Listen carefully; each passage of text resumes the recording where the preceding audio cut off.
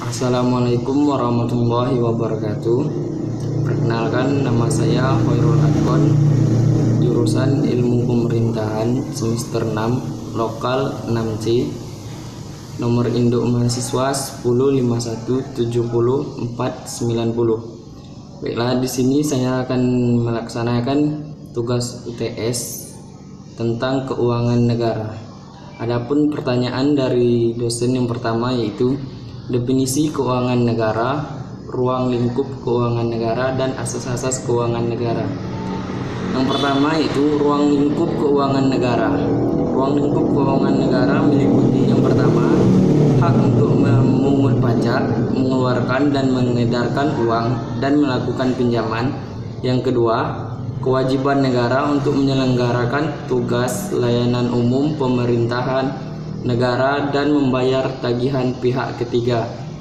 Yang ketiga itu penerimaan negara. Keempat, pengeluaran negara. Kelima, penerimaan daerah. Yang keenam, pengeluaran daerah. Yang ketujuh itu kekayaan negara atau kekayaan daerah yang dikelola sendiri atau oleh pihak lain berupa uang, surat berharga, piutang, barang, serta hak-hak lain yang dapat dinilai dengan uang, termasuk kekayaan yang dipisahkan pada perusahaan negara atau perusahaan daerah. Selanjutnya, kekayaan pihak lain yang dikuasai oleh pemerintah dalam rangka penyelenggaraan tugas pemerintah atau kepentingan umum. Kekayaan pihak lain yang diperoleh dengan menggunakan fasilitas yang diberikan pemerintah. Dan yang terakhir yaitu kekayaan pihak lain sebagaimana dimaksud meliputi kekayaan yang dikelola oleh orang atau badan lebih lain berdasarkan kebijakan pemerintah, yayasan-yayasan di lingkungan kementerian negara atau lembaga atau perusahaan negara daerah. Yang selanjutnya yaitu pengertian keuangan negara. Definisi keuangan negara adalah semua hak dan kewajiban negara yang dapat dinilai dengan uang, serta segala sesuatu baik berupa uang maupun berupa barang yang dapat dijadikan milik negara berhubung dengan pelaksanaan hak dan kewajiban tersebut. Dalam penjelasan Undang-Undang Nomor 17 Tahun 2003 tentang Keuangan Negara, dinyatakan bahwa pendekatan yang digunakan dalam merumuskan keuangan negara adalah sisi objek, subjek, proses, dan tujuan. Dari sisi objek, yang dimaksud dengan keuangan negara meliputi semua hak dan kewajiban negara yang dapat dinilai dengan uang, termasuk kebijakan dan kegiatan dalam bidang fiskal, moneter, dan pengelolaan kekayaan negara yang dipisahkan, serta segala sesuatu baik berupa uang maupun berupa barang yang dapat dijadikan milik negara berhubung dengan pelaksanaan hak dan kewajiban tersebut. Selanjutnya yaitu asas-asas umum pengelolaan keuangan negara. Adapun asas umum pengelolaan keuangan negara terbagi menjadi 8. Yang pertama yaitu asas tahunan. Asas tahunan itu memberikan persyaratan bahwa anggaran negara dibuat secara tahunan yang harus mendapat persetujuan dari Badan Legislatif atau DPR. Yang kedua, asas universitas. Asas universalitas atau kelengkapan memberikan batasan bahwa tidak diperkenankan terjadi percampuran antara penerimaan negara dengan pengeluaran negara. Yang ketiga, asas kesatuan, yaitu mempertahankan hak budget dari Dewan secara lengkap.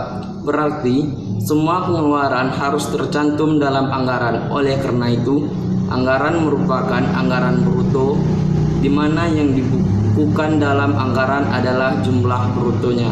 Yang keempat, asas spesialitas masyarakat, bahwa jenis pengeluaran dimuat dalam mata anggaran tertentu atau tersendiri dan diselenggarakan secara konsisten baik secara kualitatif maupun kuantitatif. Secara kuantitatif artinya jumlah yang telah ditetapkan dalam mata anggaran tertentu merupakan batas tertinggi dan tidak boleh dilampaui. Secara kualitatif berarti penggunaan anggaran hanya dibenarkan untuk mata anggaran yang telah ditentukan. Yang kelima, asas akuntabilitas. berorientasi pada hasil, mengandung makna bahwa setiap penggunaan anggaran wajib menjawab dan menerangkan kinerja organisasi atas keberhasilan atau kegagalan suatu program yang menjadi tanggung jawabnya. Yang keenam yaitu asas profesionalitas, mengharuskan pengelolaan keuangan negara ditandatangani oleh tenaga yang profesional. Yang ketujuh yaitu asas proporsionalitas, pengalokasian anggaran dilaksanakan secara proporsional pada fungsi-fungsi kementerian atau lembaga sesuai dengan tingkat prioritas dan tujuan yang ingin dicapai. Yang ke-8 itu asas keterbukaan dalam pengelolaan keuangan negara, mewajibkan adanya keterbukaan dalam pembahasan, penetapan, dan perhitungan anggaran serta hasil pengawasan oleh lembaga audit yang independen. Yang ke-9 itu asas pemeriksaan keuangan oleh badan pemeriksa yang bebas dan mandiri, memberi kewenangan lebih besar pada badan pemeriksa keuangan untuk melaksanakan pemeriksaan atas pengelolaan keuangan negara secara objektif dan independen. Asas-asas umum tersebut diperlukan pula guna menjamin terselenggaranya prinsip-prinsip pemerintahan daerah. Dengan dianutnya asas-asas umum tersebut di dalam Undang-Undang tentang Keuangan Negara, pelaksanaan undang-undang ini selain menjadi acuan dalam reformasi manajemen keuangan negara, sekaligus dimaksud untuk memperkokoh landasan pelaksanaan desentralisasi dan otonomi daerah di Negara Kesatuan Republik Indonesia. Kita masuki itu ke soal yang kedua, yang mana pertanyaannya itu, sudah tepatkah kebijakan dan langkah yang diambil pemerintah yang dimaksud dalam perspektif pengelolaan keuangan negara? Baiklah, saya akan menjawab pertanyaan yang kedua tadi, yaitu mana menurut saya itu sudah tepat. Kenapa saya bilang demikian? Ya, karena di setiap kabupaten atau provinsi di perbatasan sudah membuat pos agar warga asing atau warga luar kota yang mau masuk ke dalam kabupaten bisa dilaksanakan pengecekan suhu badan atau isolasi apakah warga tersebut membawa atau menyebarkan penyakit yaitu virus corona. Di sini saya ambil contoh itu di Kabupaten Merangin, di mana di setiap perbatasan Kabupaten Merangin yaitu antara Kabupaten Merangin dan Kabupaten Kerinci, Bungo dan Merangin, Sarolangun dan Merangin, mana di setiap perbatasan sudah diadakan pos untuk penjagaan agar masyarakat yang masuk ke kota Merangin dan masyarakat yang keluar kota bisa ditentukan berapa jumlahnya, terus bisa dilaksanakan pengecekan apakah mereka terkena penyakit ataukah tidak.